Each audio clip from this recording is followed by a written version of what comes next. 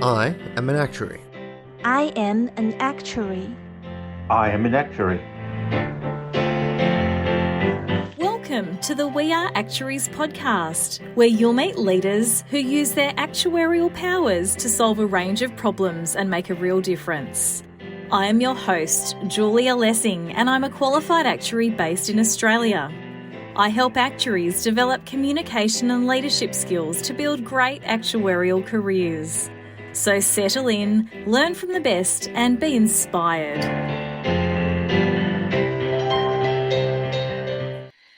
Have you ever found yourself wondering if you're playing it too safe in your actuarial career? Have you wondered what it's like to work in a different industry or maybe another country, but you're not sure how to pivot? How do you step out of your comfort zone and build the actuarial career that you really want? Joining us for this discussion is Lewis Lee. Lewis is the Managing Director APAC of CoverGo, and he's an actuary and a senior leader with more than 20 years' experience across corporate consulting roles across Hong Kong, Singapore, Southeast Asia, Australia, and Japan. Lewis, welcome to the show. Hi, Julie. How are you? I'm well, thank you. How are you?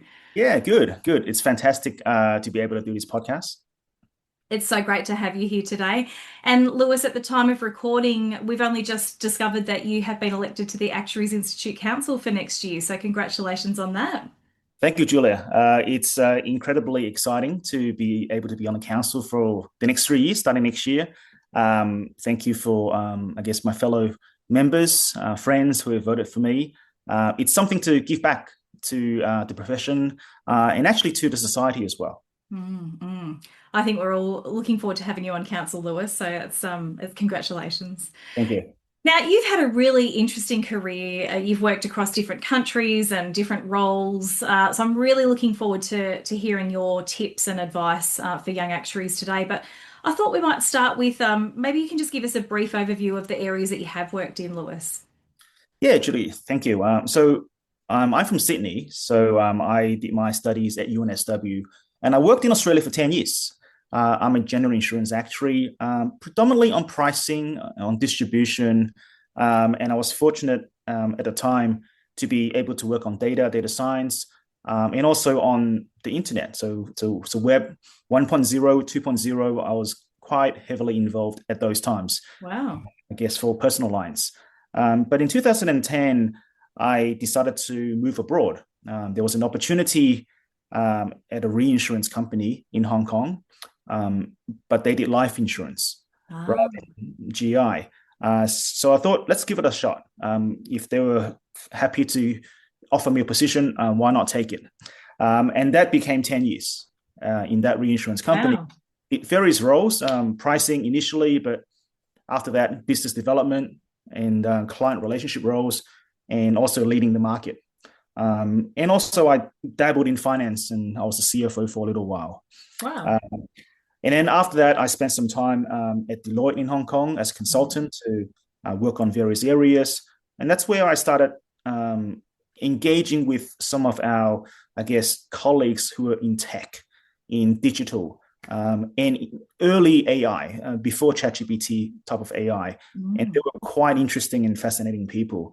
And here I am now in a, let's call a startup company, a tech company, CoverGo.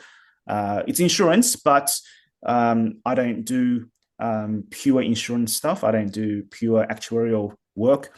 I really, talk and work on technology, on AI, on business solutions, and that's quite fascinating. So I'm in Hong Kong, based in Hong Kong, but I travel around the world. I travel in Asia. I come back to Australia a lot. It's been quite exciting. Wow. What an interesting pivot, not just from being in Sydney in GI, but to being in Hong Kong in life insurance, and then to move into those broader fields as well. Lewis, I talk to a lot of actuaries in my coaching work, and there's often sort of this uncertainty about changing practice areas or taking on new things. That sort of fear of failure comes up a lot. So I wonder if you can give us some advice, like how do you think actuaries can feel confident to tackle new tasks without that fear of failure? Yeah, Julia. Again, I've been fortunate to been able to offer positions in different industries, different companies. But let me talk about my personal story, my origin story, why I'm very keen to try out different roles and countries. Firstly, as most actuaries who's listening on this podcast, we are very good academically. We're very good at maths, we're very good at sciences and universities. We need to get a high HSC score, ETAL score to get into the degree. And that's the norm. But my stories was a little bit different. So like most students, I did, high maths and extended maths, as they call it now. In high school, I did very well. But I remembered when I was doing the trials for HSC, I did very poorly. At the end of the exam, I knew I did poorly. I actually went up to my math teacher and told him that I wasted the whole year of my life, because I did so badly. I knew straight away after I did the exam. I don't know The why. maths exam. The maths exam. Yeah, there was a trial. There was a trial before HSC. I don't know, it was because the day I was not feeling well. I came prepared. So that was my first failure. Luckily, I made up for it in the actual HSC exam, and I did okay and got into actuarial. That was the first time I tasted some failure because I was used to doing well. Second time was in university. I remember I cruised past the first year because first year was relatively straightforward. For me, a lot of similarities to high school. But in the second years, that's when you get some of these hardcore actuarial subjects. And I remember statistics. I never did statistics before in my life. And I really struggle in the assessments that I did, some assignments. I think I got one of them, I had a 0. Wow. And I thought, okay, why is this? What's happening to me? Okay. So it was actually the way I thought, okay, maybe the way I'm learning is not the same as how I should learn. Okay. Because assignment is not a test. You have to understand the concepts. And maybe I was practicing, too much of the theory without really thinking through how things really work. Okay, what is the fundamental thing they're trying to teach me, and I'm trying to portray back into the assignment or the exam. So since that experience, and again, fortunately, I did okay. I got a credit, I think, for the subject. But from third year onwards, I completely changed the way I looked at the course, the subjects, and also approach to problems. I really want to understand first principles. What are they really trying to teach me? And let me understand that first before trying to understand the formulas and all the text, right? And that actually gave me a lot more confidence because I actually learned something rather than just learn the textbook. So I think that was really changed me, and that naturally led me to trying out different roles in companies. GI, what's great, but even within the GI companies that I worked for in Australia, I worked for 10 years, I try to actually communicate and collaborate with non-actuarial teams, business teams, distribution teams, external consultants, and trying to understand how they do things and how do they see the world compared to how we see the world. So I guess my origin story really started from those, early years, university days, high school days, where there were some failures. And yes, it felt bad or negative at the time. But once you get through it, understood it, it was great. And as I moved on and as I became more experienced and a bit more senior and worked with younger actuaries throughout my career, I actually see a lot of similarities whereby they are very good, very smart. And if you give them, good instructions, they will do very well. But as soon as there is a task or in fact, a completely different project that they've never encountered before, I would say a lot of younger actuaries, they fear trying to attempt and have a go at those projects. And I thought that was quite interesting. So I talked to them and I asked them why that is the case. And it's the fear of failure, because by definition, new things, innovation, no one's done it before. Yeah, there is no rules, there's no textbook. You have to really think outside the box to solve the problem.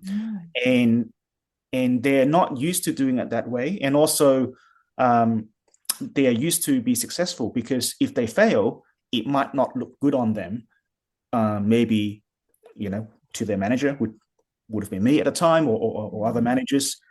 But it also culminates into back when they were younger. If they didn't do well at school, it doesn't look good on them to their parents. So there's some sort of hidden sort of culture behind that, which is very different if you look outside of the actuarial space. And in fact, if you look beyond Australia, Asia, if you go to the US, failing is actually rewarded. It's actually encouraged, because the only way to learn is to fail. Okay. We see all these successful startups, now with, the Magnificent Seven, Magnificent 10 founder stories, but you only hear of them now because they're successful. We should learn from them when they were not successful, when they were struggling through the early days, or even now, in the different departments. Those are the ones that actually build character, because you just have to stick with it, and don't fear, because if you don't know how to do it, you just have to give it a go, have to try. And if you fail, that's fine. The important thing is to learn why you failed and actually try it again. Because ultimately and eventually you'll get there. Yeah. So just needing to get comfortable with that idea of failure, not fearing it, but actually embracing it like you did. It's so interesting, Lewis, when I'm listening to you recapping what that was like for you, those first experiences of failure. And I think for actuaries, that is a very common story, that we've been good at school, we've been good at most of our subjects. And so often that first experience of academic failure might not happen until we're doing our actuarial exams. And if we're not used to it, it can be very strange. And for some of us, we think, oh, this is a sign this isn't the right path for me, or maybe I'm not meant to be here. But it sounds like you took a very opposite approach, which was, what do I need to change here? Or what do I need to learn here to be able to use that failure as an opportunity to learn and grow? And then you've used that to then continue to accelerate your chosen path rather than step away from it. I embrace it, actually, because once I've practiced that, learning new things is actually fun. And I also appreciate, for some of my colleagues where they've been working in the same field, let's say for 10 years, 20 years, 30 years, and doing mostly similar tasks. It's a lot harder. It's a lot harder to unlearn. But we'll get onto this later on in this conversation. There are now great tools for us to learn new things, great tools for us to try new things on our own. A lot of AI tools that are able to give us very quick feedback on how we're building this, how we're solving this problem. And, technology is actually helping us to pivot away from, the way we're doing things. And I want to sum up on this one, on learning how to fail, is that I always now go with an open mind on doing things. Okay. And even on tasks which I think I know how to do it, I would always try to be a skeptic on myself and trying to see, okay, is there a different way to do this? Is there an alternative way? So almost challenge yourself to do that.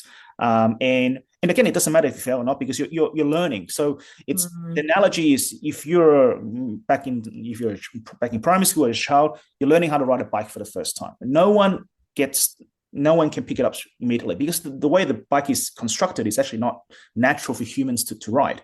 Yeah, so you always fall, right? You have the four wheels on the side, but part of that falling is to pick yourself up and trying to figure it out, how the bike works. So to me, it's the same thing. Every single task, every single new challenge is about struggling through, and that struggle is actually where you start to learn that new skill. I love that, Lewis. And I love the bike analogy. I remember when my kids, who are all in their 20s now, when they were learning to ride bikes and they'd fall off, and I'd say, it's okay. You're at the edge of your learning. If you fall off, it's good. It means you're at the edge of your learning. You're in that growth phase. So that's how we grow. So I love that. Okay, so you're taking an open mind to failure and thinking, what can I learn, and taking that curiosity rather than just seeing seeing failure as an end point. I think that's really, really helpful. So, Lewis, you've also, you talked about sort of working in different industries, and as we become more comfortable in our industries, it can feel even harder maybe to change or to learn new things, to sort of step into those different places or roles, but you've done that. So, I mean, what's your advice? How do you think actuaries can pivot into different industries or into different roles?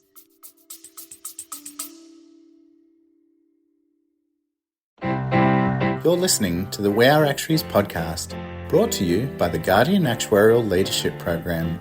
If you're looking for a tailored training program to help you build your communication and leadership skills, registrations are now open. Head over to guardianactuarial.com.au for more information. Yeah, so I would say two words. First word you mentioned already, curiosity. And the second word is passion. Curiosity means a lot of things. And to me, it means I'm always fascinated on new ways of doing things, new tools, new technology. I'm just naturally curious. But I'm also curious on what has happened in the past, how history or different business models, how businesses run, how other people, my friends or my colleagues, how do they do things? I'm just naturally curious. And again, now there's technology, there's a lot of podcasts, including this one, where you can just take in. Or of course, you can read books, you can attend classes. There's so much information out there for me to self-learn. I do that also for cooking. I like cooking, but I just watch YouTube and see how people do it and I test it out. But this curiosity, what it leads to is that it gives me a lot of ideas, a lot of new skills and thoughts and perspectives. And when I go and talk to other people that are not in my workplace, there are more topics that I can talk to them about. Okay. And then they started talking about what they do, and then I can learn more from them. So it opens up more conversations such that when let's say an opportunity opens up in a different work environment, let's say it's a tech company or even opening your own coffee shop, it's not that foreign to you anymore because you've been learning, you've been absorbing from YouTube or podcasts, or you've been, speaking with people in your network or outside your network. So it's become a lot easier to move into those areas of work, and you're not as fearful that you might not be able to make it. So I think that's number one, curiosity. Number two is passion, because there's so many things now in this world that you can learn and pick up. As soon as you latch onto something that you like, that you have a passion for, I would say keep at it. Okay. I love technology, and more recently, I like AI. Past 2-3 years, I listen to AI podcasts all the time. It's just naturally on when I'm jogging, when I'm playing basketball, when I'm on the train, on the plane, because that's the passion. I'm eager to learn more from that. And that what passion also brings about trying to think through when you're back in the work environment, okay, how do I then use this passion into my field of work? And also same thing, when an opportunity opens up, either in the same company, different department, or a different company altogether, how can I actually, well, naturally, because you're so passionate about this topic, you are almost like the expert in this topic, right? When you're speaking to the recruiter or even the hiring manager, then it's actually very difficult for them not to hire you because you're so passionate, and that's the person they're looking for. So I think curiosity and passion are the two keywords I bring to any professions, but particularly for actuaries. You're able to pivot a lot more easier if you have those two things. That's so interesting. So curiosity and passion, and the way you've described it, Lewis, it's almost as though they're an antidote to that fear of failure. If we're thinking about changing practice areas and we're worried we don't know enough, or we're worried that no one's going to hire us, if we actually take that out of the equation and just get curious about what we might learn and follow our interests and then embrace that lifelong learning around it, it's almost as though that will just naturally position us for that pivot. Absolutely. And also because you have the curiosity and also have a passion on those topics, there will be people that you speak to that might have different views, opposing views, and that's actually okay. It's about debates, it's about discussion, and you're learning from that too, because everybody has blind spots, right? So to me, again, it's part of that learning and the willingness to actually go and explore those areas. Very interesting. I love that embracing of lifelong learning, not just in your professional life, but in your personal life as well, and making that a habit. It sounds as though that has really stood you in good stead to be able to take your career in the direction you wanted it to. Absolutely. Absolutely. Very good. Okay, so curiosity and passion, that's going to help us pivot into different industries or different roles. You mentioned before your passion for AI. So can you tell us, how do you see AI helping actuaries adapt to new careers? Yeah, so it's a very interesting topic, this AI. We as actuaries, we know AI, we know data science for a long time. Uh, Mm, so where I grew up working in Australia in general insurance, we were probably one of the pioneers of data analytics, data science. mm, Because insurance naturally has a lot of data, claims that you need data to do your pricing, you need data to do your reserving, mm. your capital modeling. So it's second nature for us. Again, I was fortunate when I started out as a young actuary. I had to complete all these SAS coding courses. SAS was the most popular That's right. coding at the time, just 20 years ago now. And everybody had to go through that. So we were learning how to code to talk to data at the Mm, time, and then use the data, that insights we have, to convert into prices, and also distribution. So we were already doing that. Now, if you fast forward 20 plus years, when you have generative AI, it's a natural extension to what actuaries have been doing. That's mm, number one. Number two also is that actuaries also brings business insights to the data problem that we have. Data is just data, and the AI and the analytics is just, to me, a tool or a framework for us to solve the business problem. mm. Right? It's not the answer. It's a tool for us to solve. We as humans, as actuaries, still need to take the output of the analytics to then interpret what does that really mean Yeah. to the business, okay, to the business, to the profitability, to the claims, losses, and all that sort of stuff. Yeah. Generative AI is exactly the same. It's much faster. It's a lot more data, of course. But in the end, conceptually the same thing. And that's why when we say human in the loop, it's the same. It's just literally the same concept. It's just giving us a lot more tools for us to understand.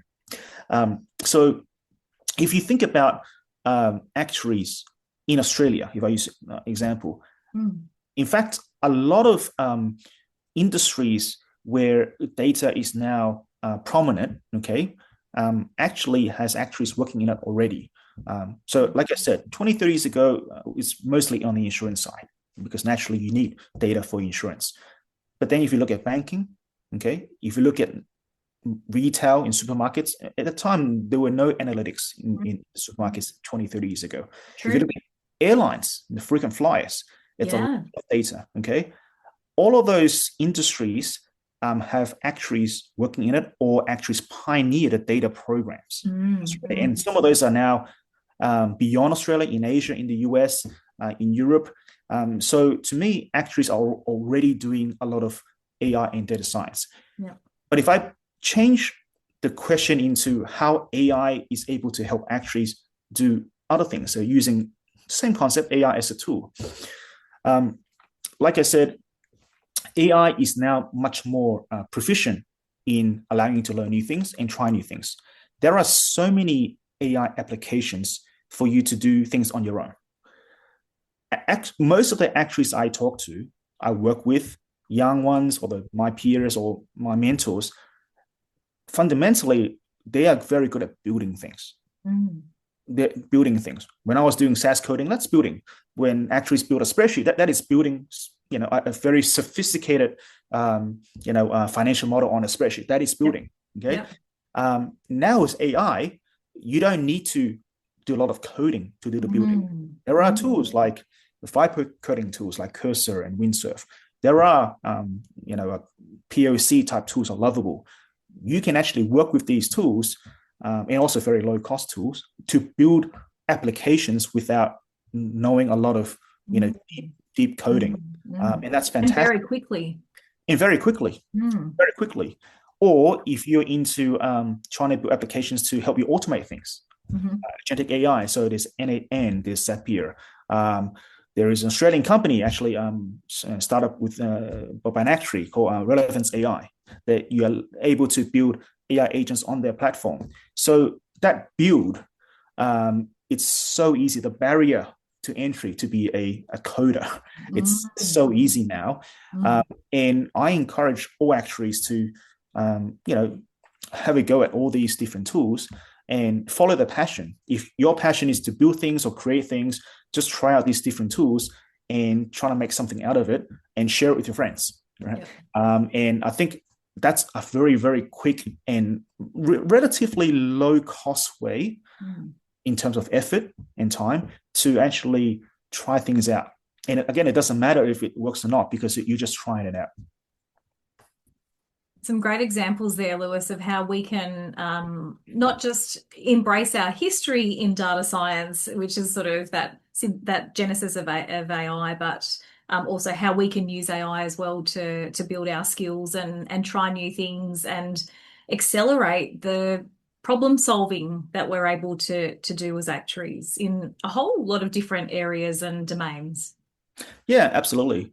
Another example I have is that one of the reasons why it's not as easy to change industries or change careers, actually for anybody, it's not just for actuaries, is because it's completely new. So we talked about new and fear of failing. We also talked about pivoting. But when you're trying to move to different industries or different companies mid-career, I think the disadvantage that we have is that you have to almost learn something from scratch.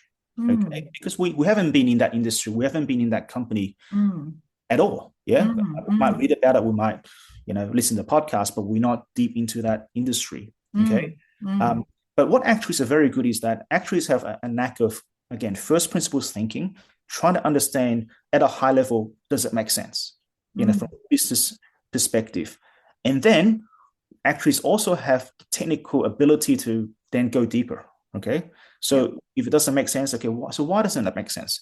Can we go top down and try to figure out what's going on?